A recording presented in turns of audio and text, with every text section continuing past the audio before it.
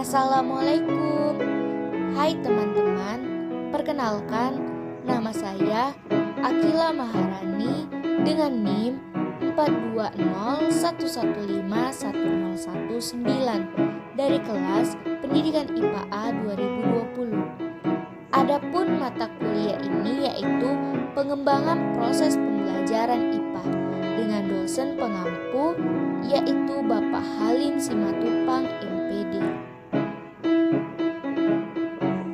Di sini saya akan membawakan materi yang berjudul klasifikasi makhluk hidup. Klasifikasi makhluk hidup adalah suatu cara mengelompokkan makhluk hidup berdasarkan kesamaan ciri yang dimiliki.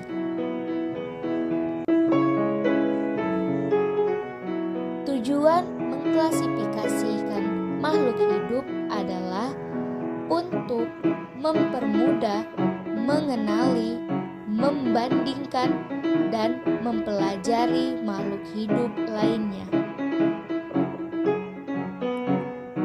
Bagaimana cara mengklasifikasi makhluk hidup sih?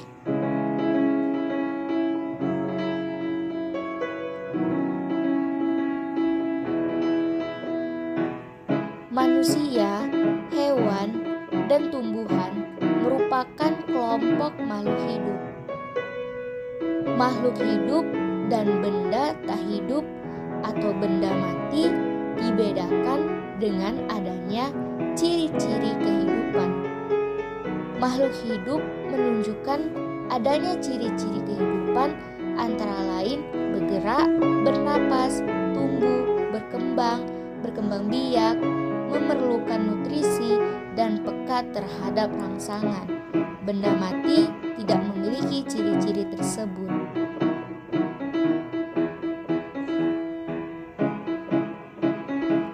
Apakah kamu pernah memperhatikan benda-benda yang ada di lingkungan sekitar? Segala sesuatu yang ada di sekitar kita terdiri atas benda-benda.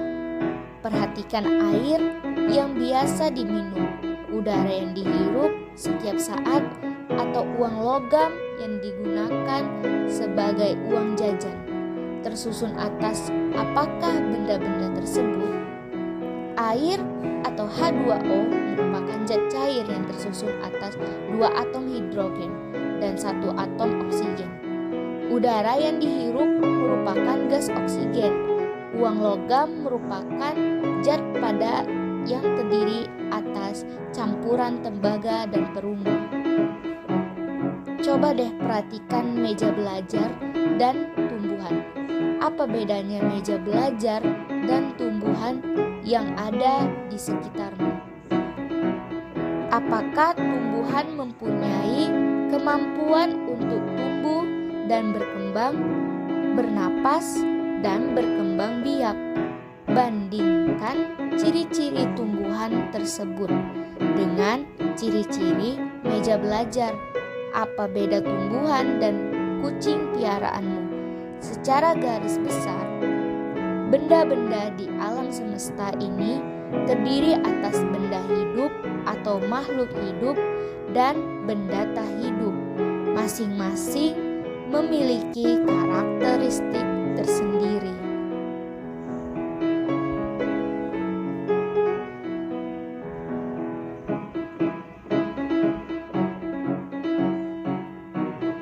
Manusia, hewan, dan tumbuhan merupakan kelompok makhluk hidup. Makhluk hidup dan benda tak hidup atau benda mati dibedakan dengan adanya ciri-ciri kehidupan. Makhluk hidup menunjukkan adanya ciri-ciri kehidupan antara lain bergerak, bernapas, tumbuh, dan berkembang, serta berkembang biak, menentukan nutrisi, dan peka terhadap rangsangan. Benda mati tidak memiliki ciri-ciri tersebut.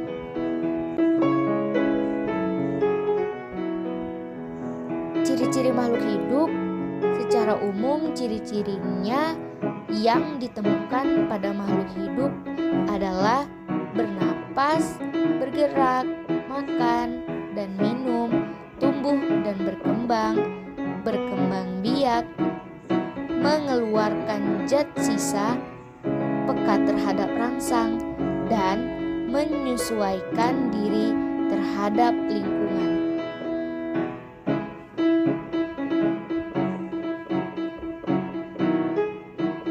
Yang pertama itu bernapas. Setiap saat kamu bernapas, yaitu menghirup udara yang diantaranya mengandung oksigen dan mengeluarkan udara dengan kandungan karbon dioksida lebih besar dari yang dihirup, kamu dapat merasakan kebutuhan bernapas dengan cara menahan untuk tidak menghirup udara selama beberapa saat. Tentunya kamu akan merasakan sesak sebagai tanda kekurangan oksigen. Yang kedua itu memerlukan makanan dan minuman. Untuk beraktivitas, setiap makhluk hidup memerlukan energi. Dari manakah energi tersebut diperoleh? Untuk memperoleh energi, maka makhluk hidup memerlukan makanan dan minuman. Selanjutnya itu ada bergerak. Kamu dapat berjalan, berlari, berenang, dan menggerakkan tangan. Itu merupakan ciri bergerak. Tubuhmu dapat melakukan aktivitas karena memiliki sistem gerak.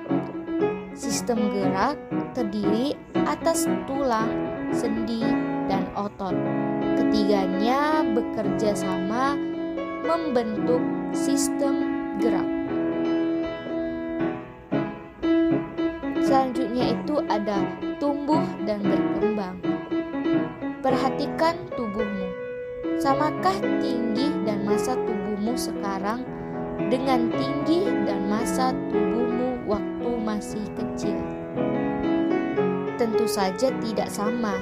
Tinggi dan massa tubuhmu akan bertambah seiring pertambahan usia. Proses inilah yang disebut dengan tumbuh. Hewan juga mengalami hal yang sama. Kupu-kupu bertelur tersebut kemudian menetas menjadi ulat, lalu menjadi kepompong. Kepompong berubah bentuk menjadi kupu-kupu muda dan akhirnya berkembang menjadi kupu-kupu dewasa. Selanjutnya ada berkembang biak atau bereproduksi. Kemampuan makhluk hidup untuk memperoleh keturunan disebut berkembang biak atau bereproduksi. Berkembang biak bertujuan untuk melestarikan keturunan agar tidak punah. Sebagai contoh, kamu lahir dari ayah dan ibu. Ayah dan ibumu masing-masing juga mempunyai orang tua yang kamu panggil kakek dan nenek, dan seterusnya. Selanjutnya itu ada peka terhadap rangsang. Bagaimanakah reaksi kamu jika tiba-tiba ada sorot lampu yang sangat terang masuk ke mata? Tentu secara spontan kamu akan segera menutup kelopak mata. Dari contoh itu menunjukkan bahwa manusia mempunyai kemampuan untuk memberikan tanggapan terhadap rangsangan yang diterima. Kemampuan menanggapi rangsangan disebut iritabilitas. Selanjutnya menyesuaikan diri terhadap lingkungan. Kemampuan makhluk hidup untuk menyesuaikan diri dengan lingkungan disebut adaptasi.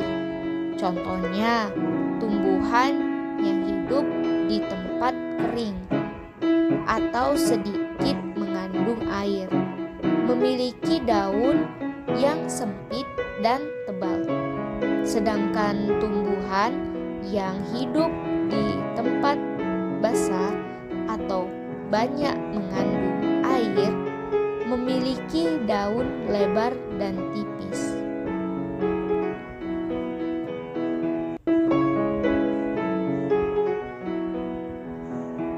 Dan adapun kriteria klasifikasi tumbuhan. Para ahli melakukan pengklasifikasian tumbuhan dengan memperhatikan beberapa kriteria yang menjadi penentu dan selalu diperhatikan. Berikut contohnya.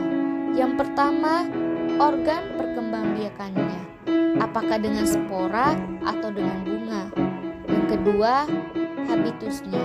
Apakah berupa pohon, perdu, atau semak? Yang ketiga, bentuk dan ukuran daun. Yang keempat, cara berkembang biak. Apakah dengan seksual atau aseksual?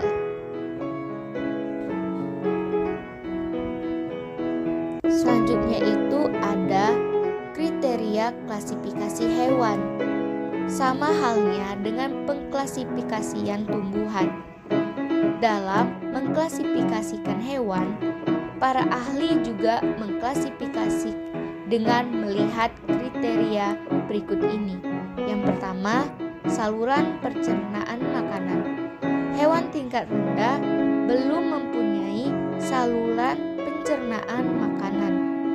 Hewan tingkat tinggi mempunyai lubang mulut, saluran pencernaan, dan anus.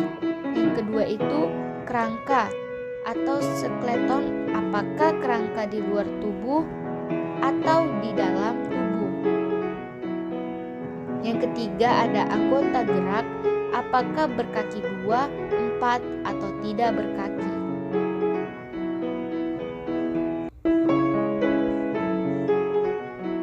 Selanjutnya yang terakhir ada kunci determinasi. Kunci determinasi merupakan suatu kunci yang dipergunakan untuk menentukan filum atau divisi, kelas, ordo, famili, genus, atau spesies. Dasar yang dipergunakan kunci determinasi ini adalah identifikasi dari makhluk hidup dengan menggunakan kunci dikotom. Hal-hal yang perlu diperhatikan dalam pembuatan kunci determinasi adalah seperti berikut. Yang pertama, kunci harus dikotomi. Yang kedua, kata pertama dalam tiap pernyataan dalam satu kuplet harus identik. Yang ketiga, pilihan atau bagian dari kuplet harus kontradiktif, sehingga satu bagian dapat diterima dan yang lain ditolak.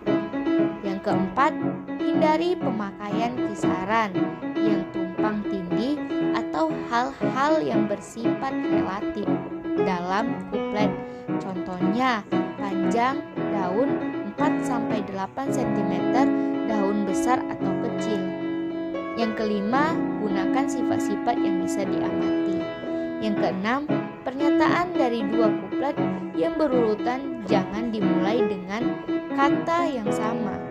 Selanjutnya, setiap kuplet diberi nomor dan buat kalimat pertanyaan yang pendek. Mungkin hanya ini yang bisa saya paparkan tentang materi klasifikasi makhluk hidup. Terima kasih teman-teman kepada kalian yang telah menonton video ini. Semoga dapat bermanfaat bagi kita semua. See you, sampai ketemu lagi.